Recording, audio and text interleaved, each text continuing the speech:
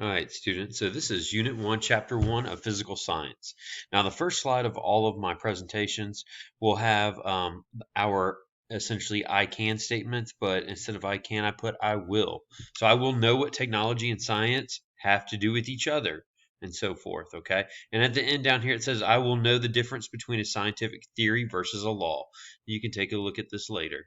All right, so Unit 1, Chapter 1. So the difference between science versus technology, science is a system of knowledge and the methods you use to find knowledge. Technology is the application of scientific knowledge to improve the quality of life. Which came first, science or technology? Think about that. Now it says, what is physical science? Well, it's physics and chemistry together. Physics is the study of matter and energy and the interactions between the two through forces and motion. Okay. Chemistry is the study of the composition. Okay, and what does composition means? It means what matter is made up of. Okay, it's the study of the composition, the structure, the properties, and the reactions of matter. And when we say the properties of matter, we're talking about how it behaves or what matter is like. Okay, so that's physics and chemistry. Together, we're going to take this course on physical science. What is the scientific method? Well, it's an organized plan for gathering, organizing, and communicating information. Gathering, organizing, and communicating information. Very important to communicate information. If not, it's kind of pointless to do any experiments. Okay, you need to tell other people about what you did so that they're not wasting their time doing the same thing over and over. All right, they can build their hypothesis based on your conclusions. All right, there are 6 common steps found in the scientific method. Number 1, there is a problem. We're going to state the problem. Number 2, we gather information on that problem. 3, we form a hypothesis there, a hypothesis.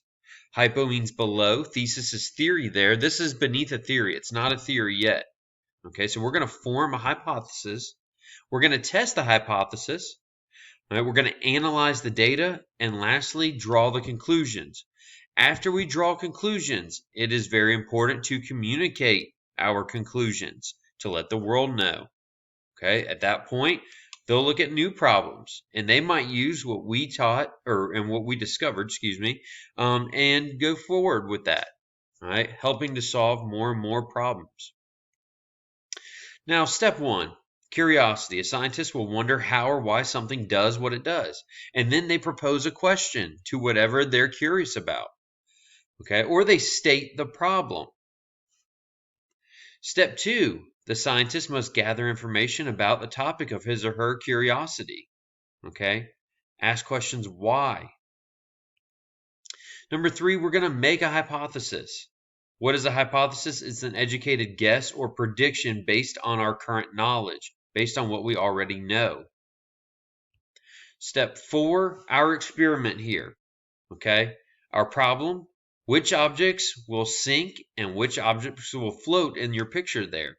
Based on what you know, what do you think sinks versus what do you think floats? Are the ice cubes going to sink or float? Sure hope you get that one right. Those should float. The rubber duck here should float. Tennis ball there is going to float. How about the rubber band ball? Sink or float? Most likely that's going to float unless it's very, very heavy. Okay, maybe underneath the rubber bands it's full of cement. All right, our metal objects over here, this should sink. Okay, one of these will sink. The wood, though, probably will not. The wood spoon there will float, most likely. Okay, during the experiment, we're going to gather information. All right, that's researching. All right, and I, again, ask what sinks and floats here. Gather the information, and then make your hypothesis. What's the hypothesis here? I think that certain things will sink and certain things will float here. I got to test the hypothesis. So we're going to run an experiment. When we run an experiment, the scientist will change one factor and keep everything else exactly the same. The factor that does not change is our control. Everything else that we change, or I change as the scientist, is called the independent variable. It's what I am changing. Right? In the experiment, the one that the scientist changes is called the variable. There are two different types of variables. All right? The basis of comparison of other variables is called a control. That's what does not change. All right? The independent variable is what I'm changing in the experiment. The dependent variable changes because of the independent variable changing. The dependent variable depends on the independent variable. All right? Again, the independent variable is what I'm changing. So in the experiment with what sinks and floats, what I'm changing is the object. All right? Now it sinks or floats based on whatever that object is. The independent variable is the object itself. The dependent variable, whether it sinks or floats, depends on what the object is made out of. Right? We changed the object placed in the water. Everything else stayed the same. That was the constant. For example, the amount of water in a tank, the temperature of the water, the density of the water, all of that is constant. Does not change. All right? What was manipulated or independent variable in our experiment? Well, the material. All right? The density of each object there. All right? How much matter is actually in each object? How much mass, okay, will change whether it sinks or floats. So our dependent variable is whether or not the object sinks or floats. Step 5. Using the data that you collected during the experiment, you must now analyze that data. All right. You can use a graph, which is a visual display of information. For example, bar graphs, line graphs, pie charts. Okay. Some type of visual display of information. Pie graphs, okay, that shows how some fixed quantities are broken down into parts. In a pie graph, all the parts together equal 100%. Bar graphs show info collected by counting, so it's based on numbers. When we analyze the data, it helps to show graphs so that other people can see a nice visual representation. Okay, line graphs, they show changes that occur over time.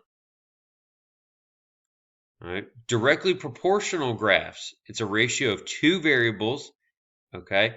And the two variables being a constant both increase or decrease together. All right, inverse or indirect proportion. All right, the inverse proportion here, as one variable increases, the other variable decreases, or vice versa.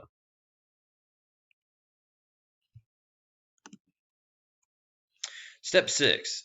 Then the scientist must analyze the data to determine if he or she will accept or reject the hypothesis. They're going to draw a conclusion about the problem that was tested, and then report the findings so other scientists can repeat the experiment. Now, I want you to know the difference between a hypothesis and a theory. A hypothesis is a proposed prediction to be tested. It can be rejected or accepted. A theory is an explanation based on many observations, supported by experimental results, okay? And this explains why things work the way they do. This also predicts what may be seen in the future. Now, scientific theory versus scientific law. Okay, a law is a rule of nature. Evidence summed up by related observations and experimental results to describe a pattern found in nature. There is no why or how, it just is what it is. Okay, an example of a law would be Newton's laws of motion. So this is just a picture here of a couple different types of graphs and data tables, just showing different ways to display data that you can collect. All right, I want to take a look at identifying the controls and variables of this experiment by Bart Simpson. So Bart believes that mice exposed to microwaves will become extra strong. He decides to perform this experiment by placing 10 mice in a microwave for 10 seconds. He compared these 10 mice to another 10 mice that had not been exposed in the microwave. His test consisted of a heavy block of wood that would be blocking the mouse food. He found that 8 out of the 10 of the microwave mice were able to push the block away, okay, and get to their food. Also, he noticed 7 out of the 10 of the non-microwave mice were able to do the same. So what's the control here? Right? Identify the control group. Right? The mice not exposed are the control group. Okay. What is the independent variable? What did Bart change in this experiment? Well, he had changed the fact that some mice got microwaved. So the amount of microwave exposure to the mice. Right? What's the dependent variable? The dependent variable would be the ability to move the wood block. Okay, because they got microwaved or because they did not get microwaved, they may or may not be stronger to move a wood block so they can get to their food. What should Bart's conclusion be? His conclusion should be that microwaves have no influence on the strength of mice. How could Bart's experiment be improved? Well, he could change the activity measured, more experimental groups, maybe longer time being microwaved, maybe higher dosage of microwave. All right, last piece here. It says, is it a theory? Put an X next to the statements you think best apply to scientific theories. All right, theories, do they include observations? Okay, theories, are they hunches scientists have? C here says theories can include personal beliefs or opinions. Theories have been tested many times.